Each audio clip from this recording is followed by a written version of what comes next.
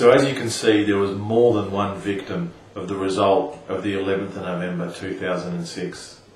The kids, the adults, particularly the barbarians, but also the copper bombs. Several copper bombs were contacted about this story.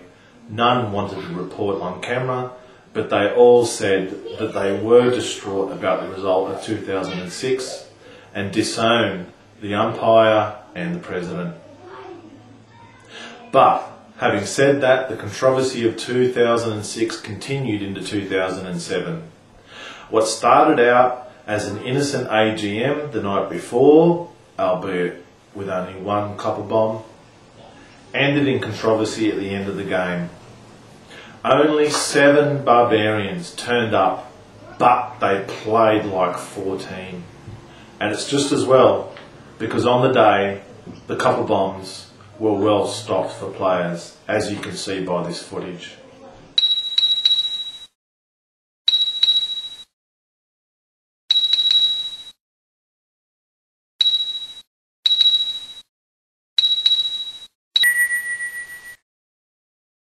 Here's Mr. Charlton, certainly looking packed to the rafters on ice, and becoming increasingly agitated to the point where this humble reporter felt very unsafe.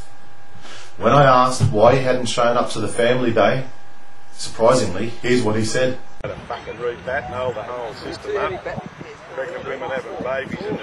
When Mr. Charlton was asked what he would do to make it up to the kids, he suggested we give them the drug ice. The ice will fix it. The ice will fix it. Yes, Mr. Charlton, drugs may fix everything at the RSCC, but it's not very good for the children. Yeah, but not too long. Ice will do it. We've got young Jake here who was devastated by the non-appearance of the copper bombs yesterday at the family day, and we're going to go and confront the president of the copper bombs, who flew in today first class to play, just neglecting the fact that there was a couple of young kiddies who were devastated yesterday, so we'll go and confront him. And just kept on drinking. He says, I couldn't do anything. You want me to have a bowl, Dave, and get it out of the way? Yeah.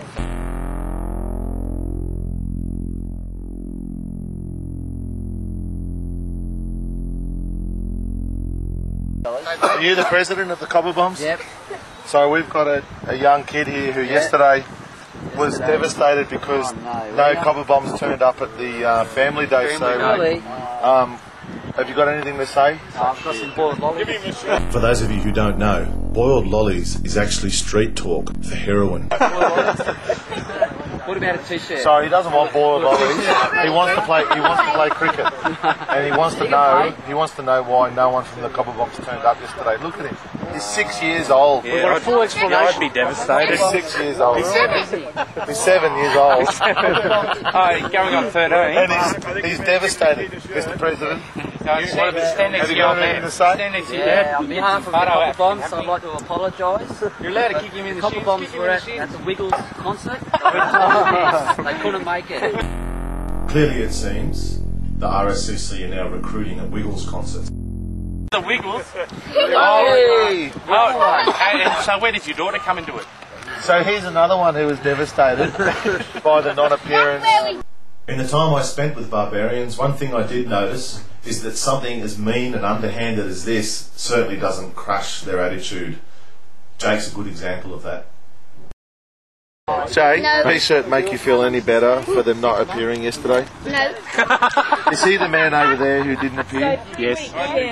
While we couldn't get Mr. Charlton to comment on camera, he was prepared to make some statements in a phone call. Talking to Terry Duckworth this week, he was up at Coolangatta this week, and we went over the stats. Oh, jeez, can't believe it. Yeah? I thought there was a bit of controversy there with the scores, a run here or there, but having gone over it about half a dozen times, it looks pretty fair. It looks like it was a draw. Ah, so you're accepting a draw now? Yeah, we'll be happy with a draw. Have you ever taken money off illegal Bangladeshi bookmakers? Not lately. I called a guy a monkey once, so that was a bit different. All right. What about your dad? Do you know of him ever taking it? What about? Before I go on any further, is this conversation being recorded? It sounds a bit sus. I've been talking to my solicitor about that. Why is it that when we needed a few runs off the last over to win, you were bowling, your dad was umpiring, your brother was wicket keeper? Mate, what's going on there? That's got to be a bit sus. I'm talking to Peter Harvey, or I'm going over Peter's head. I'm going to Today Tonight. This is sus. Johnston bowling, Johnston umpiring, Johnston keeping. Mate, I'm calling for an inquiry. It's just not on. So, Mark, you've clearly accepted that it was a draw. No, I haven't said that at all. I'll have to go back to the paper. I think we might have won, but... I think you might have said that. I think you might have said that about 2 minutes ago. You sure? No, yeah. What I meant to say was I draw the line when it comes to Johnston's batting and umpiring. That's where I said draw. Where else do you draw the line, Charlo? I draw the line to starting at 11 o'clock. So, President, are you accepting that 7 drunks beat 14 players, or are you not accepting that? We had kids. We got kids and Millsy playing. Can I qualify that by saying that the highest scoring pair of the day was Terry Duckworth's kids? What have you got to say about that? Well, I think that just goes to show the depth of talent that the Copper Bombs have. But just a minute ago, you were saying how we forced the kids to bat and that's how we won. But the stats clearly show that the highest scoring pair on the day were Terry Duckworth children. What have you got to say about that? They're only kids. These guys had to wake up on Monday to go to school. And they got 20. Show and tell. These kids got 25% of your team's runs. Yes, that's right. We could just sum this up with one quick quote. Mr. Charlton, how many players did you have on the day? We had 13 players.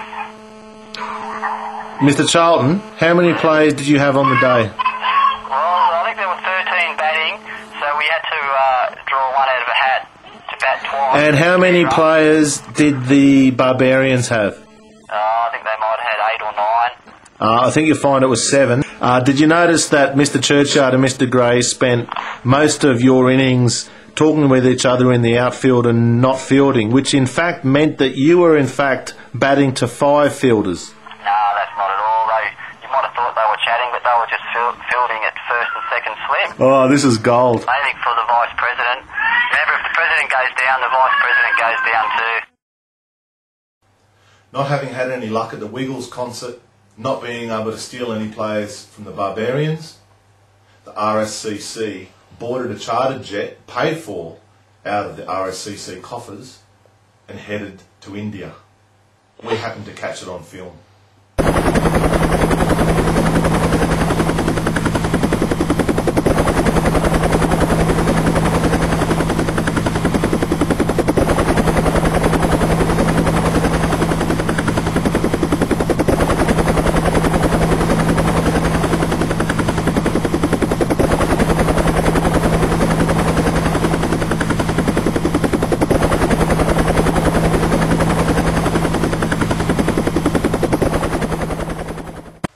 A more recent update on this story surrounds the kids from the family day.